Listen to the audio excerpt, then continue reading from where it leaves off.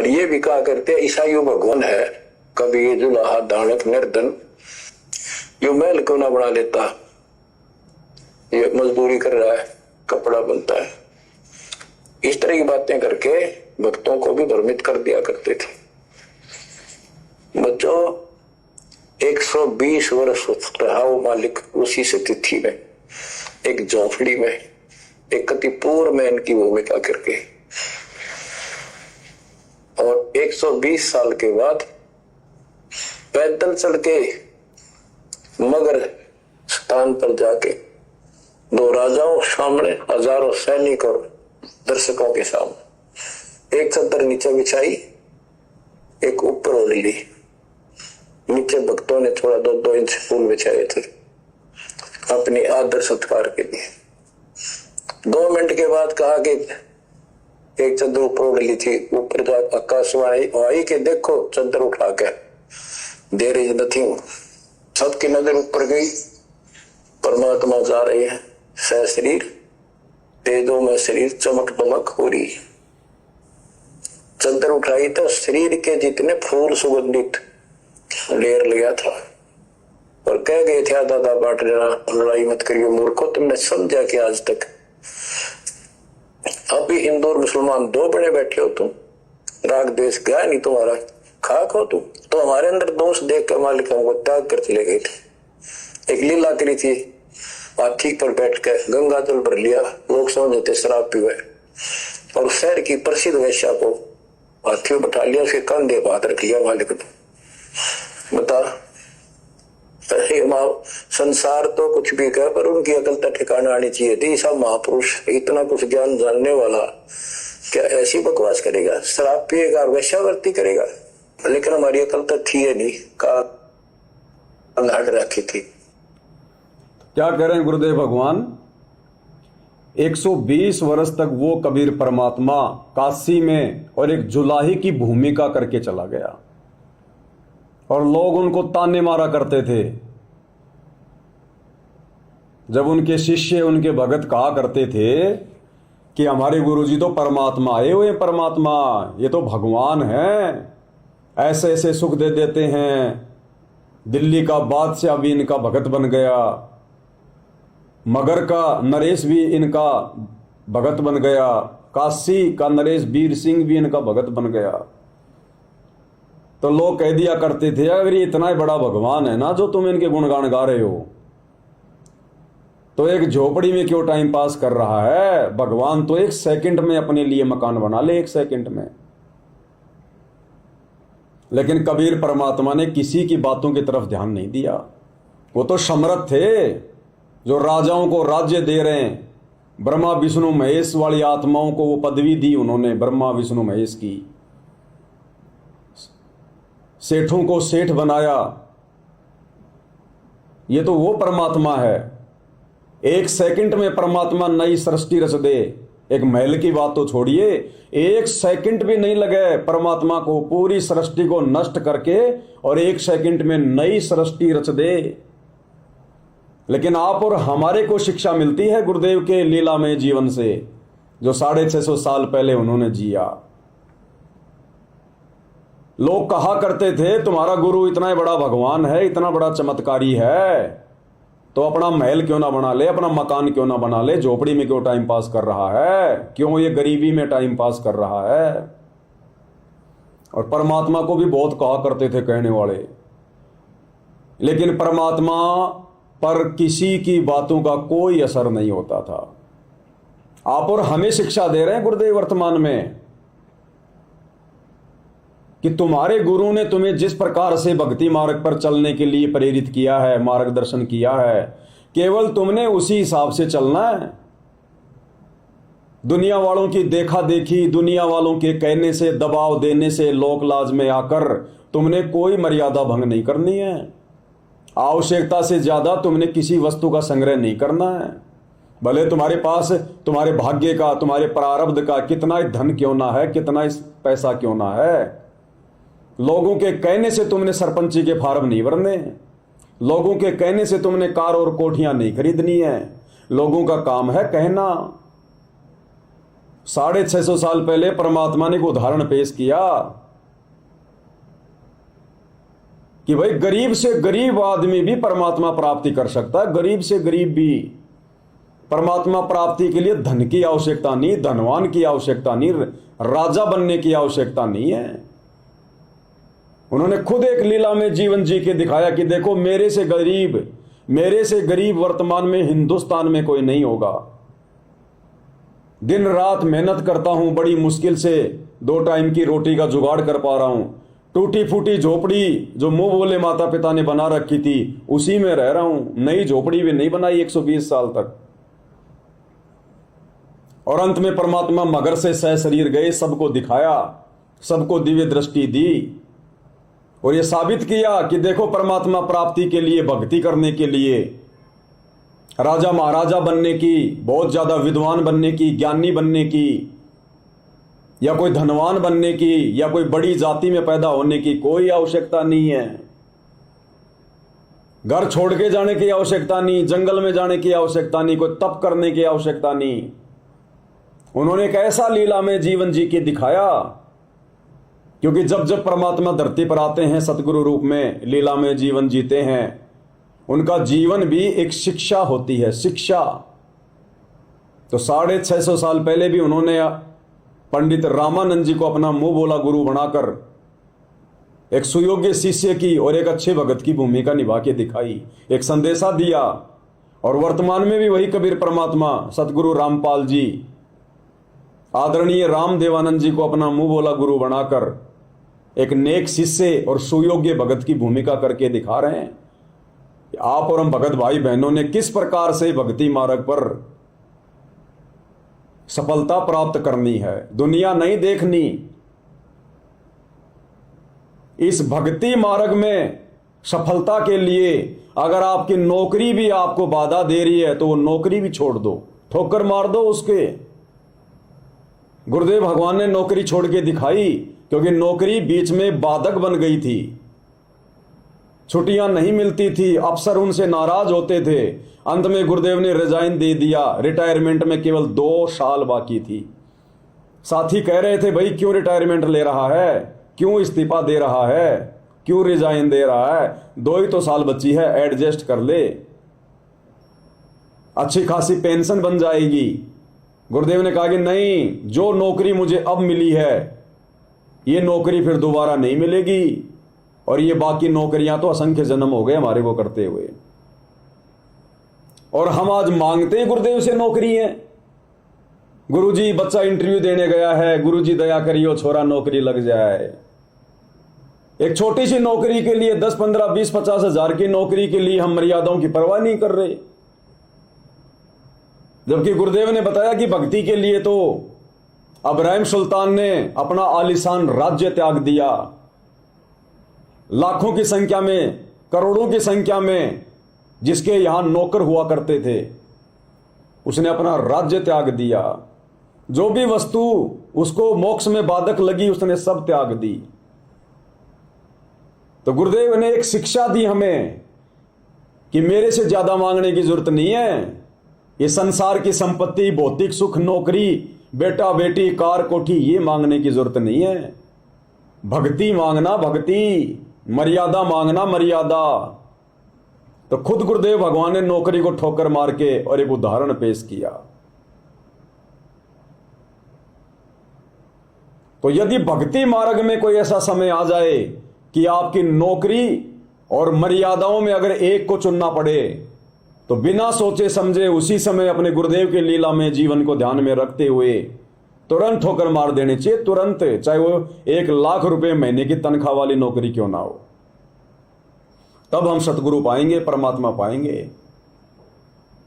तो आज भी गुरुदेव पल पल अपने लीला में जीवन से आप और हमें शिक्षा दे रहे हैं। बाकी तो दास बहुत बार अन्य बातों का जिक्र कर चुका है कि जिस प्रकार गुरुदेव भगवान हमें शिक्षा दे रहे हैं कि ना उनका कोई दोस्त है, ना उनका कोई मित्र है, ना उनका कोई बेस्ट फ्रेंड है।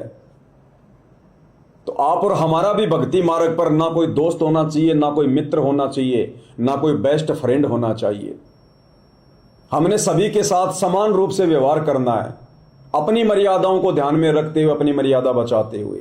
पहले मर्यादा है, गुरुदेव अपनी लीला में जीवन काल में कभी भी किसी पिकनिक पर घूमने नहीं गए। कुल्लू, ऊटी, मनाली, शिमला, कहीं भी घूमने नहीं गए, कहीं भी पिकनिक मनाने नहीं गए, कहीं भी अपनी फैमिली को लेकर नहीं गए टूर पर इस काललोक में। और पिकनिक मनाएंगे हम? हमें ज्ञान ही नहीं है, अभी हमने तत्व ज्ञान को समझा ही नहीं है, एक सेकंड का यहां भरोसा नहीं है। और इन बकवादों से फिर सतगुरु नाराज होता है, मर्यादा टूटती है। अभी कुछ ही दिन पहले आप भाई बहनों ने सोशल मीडिया पर देखा होगा, पाकिस्तान की घटना थी।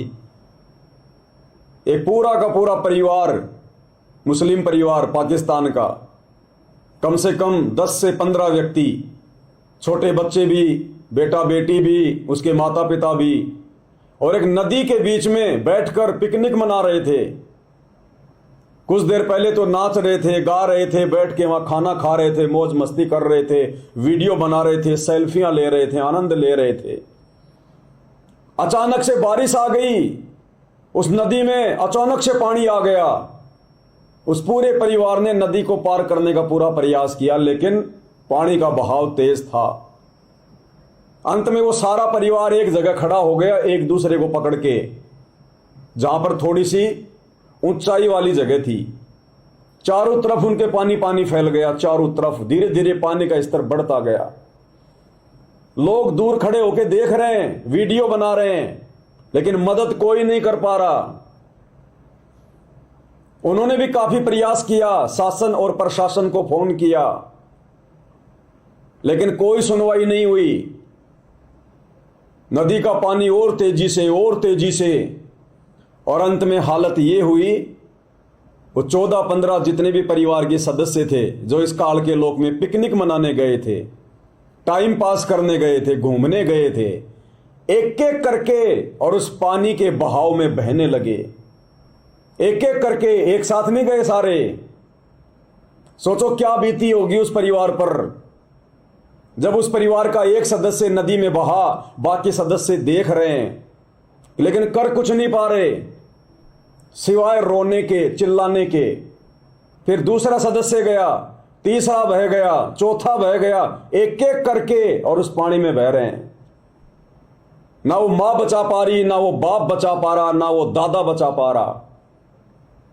और सोचो उस व्यक्ति पर क्या गुजरी होगी जो सबसे लास्ट में बहा होगा।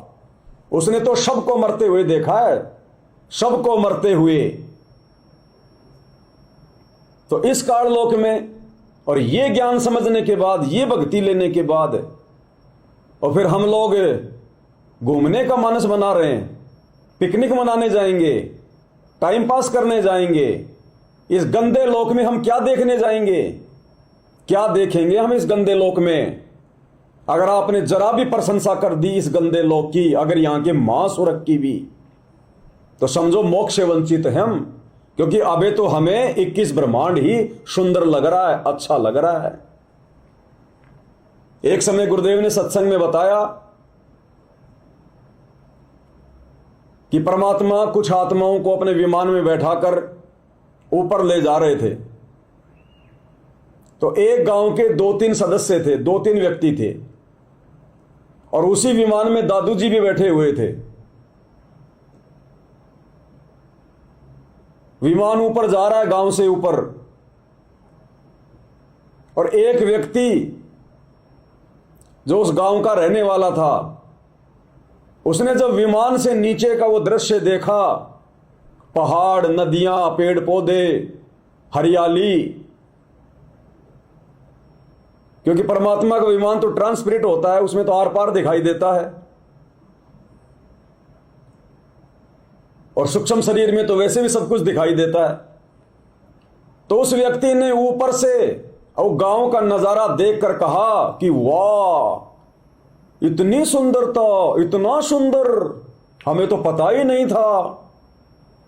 बस उसका इतना कहना हुआ और ऑटोमेटिक वो व्यक्ति, वो भगत विमान से नीचे गिरने लगा। विमान से नीचे हो गया, वो नीचे गिरने लगा। दादू जी ने कहा परमात्मा वो फला फला भगत तो नीचे गिर गया।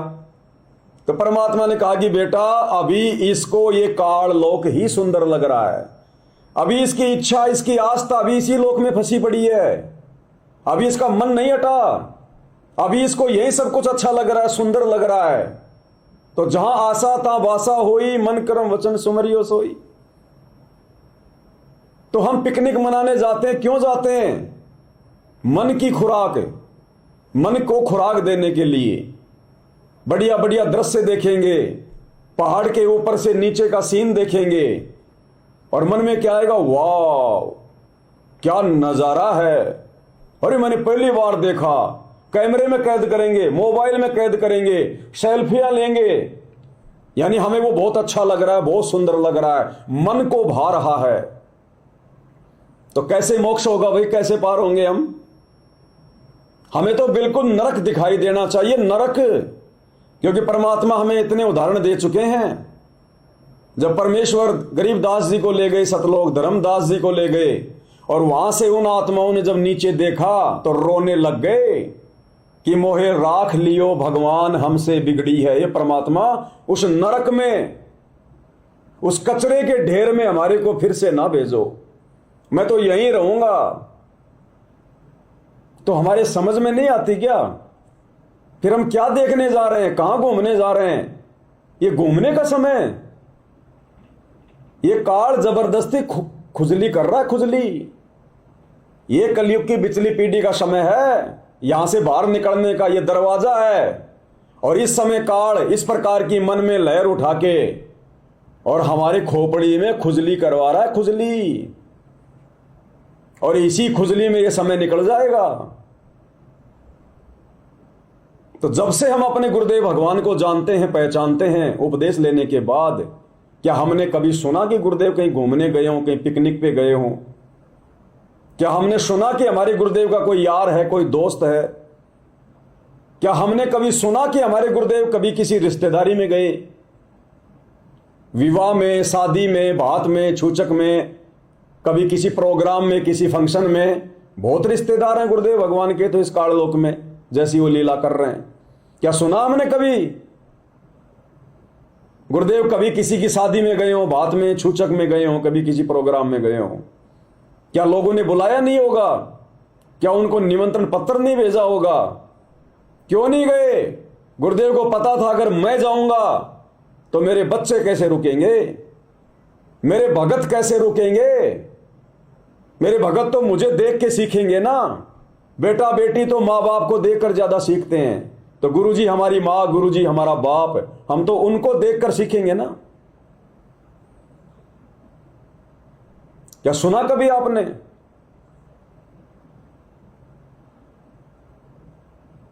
पूरा लीला में जीवन उठा के देख लीजिए, जब से आप और हम गुरुदेव को जानते हैं, सिवाय ये ज्ञान आप और हमारे तक पहुंचाने के, सिवाय संघर्ष के, आपको कोई भी बकवाद, जरा सी भी सांसारिक बकवाद आपको गुरुदेव भगवान की लीला में जीवन से सीखने को नहीं मिलेगी, देखने को नहीं मिलेगी। केवल उनका एक ही प्रयास रहा है कि किसी भी प्रकार से ये ज्ञान, ये तत्व ज्ञान जन जन तक पहुंचा दूं। पूरी तरह से गुरुदेव ने अपने आप को डिवोट कर दिया इस मिशन में। ना खाने की चिंता, ना सोने की परवाह, ना परिवार, ना रिश्तेदारी, ना घूमना फिरना, सब कुछ आप और हमारे लिए गुरुदेव ने त्याग कर दिया। और ऐसा संघर्ष, भाई और बहनों, इतिहास लिखा जाएगा, इतिहास।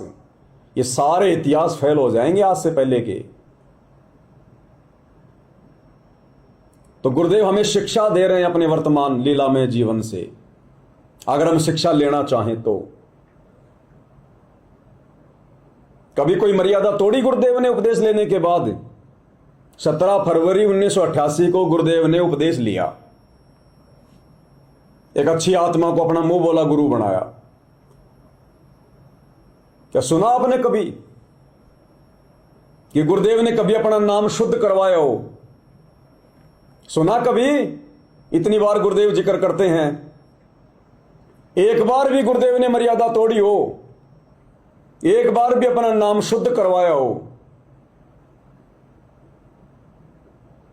उन्होंने हमें दिखाया कि गुरु को कैसे प्रसन्न करना है।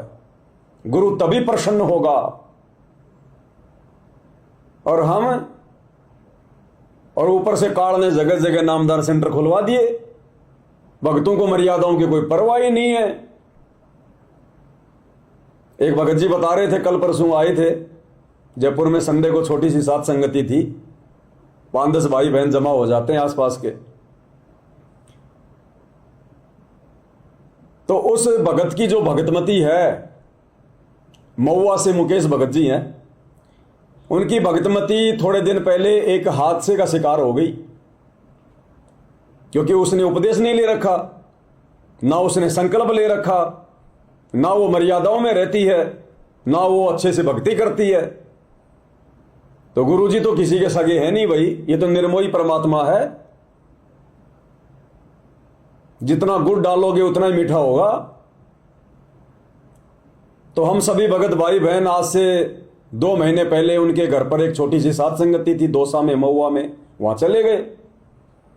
तकरीबन 40-50 भगत भाई बहन होंगे। सुबह गुरुदेव भगवान को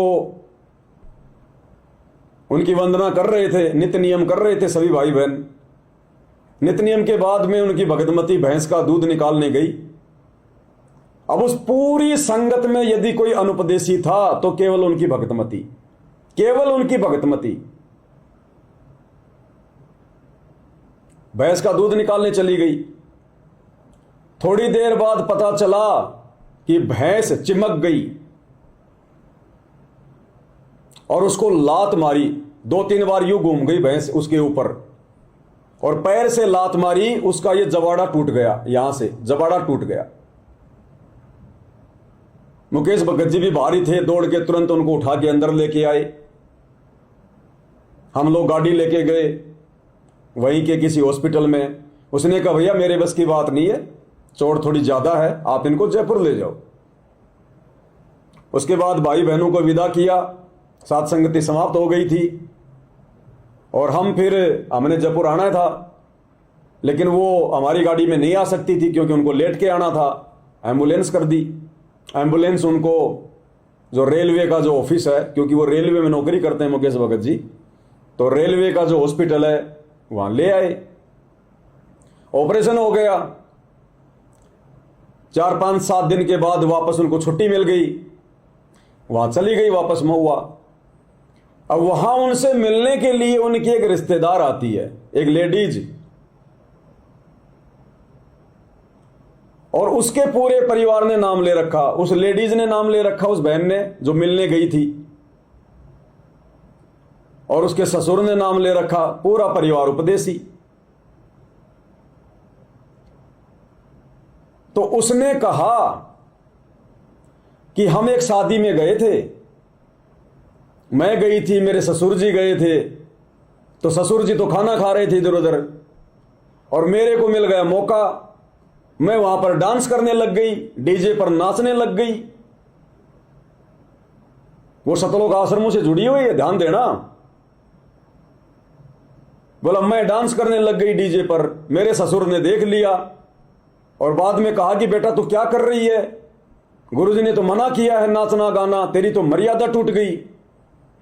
तो उसने कहा कि पिताजी क्या हो गया, धनाना आश्रम में चलेंगे और नाम शुद्ध करवा लेंगे, मर्यादा टूट गई तो शुद्ध करवा लेंगे नाम, कौन सी बड़ी बात हो गई।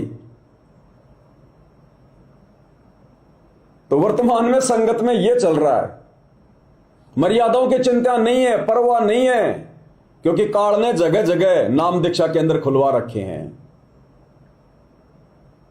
परवाह ही नहीं है, टूट जाएगा कोई बात नहीं, नाम शुद्ध करवा लेंगे।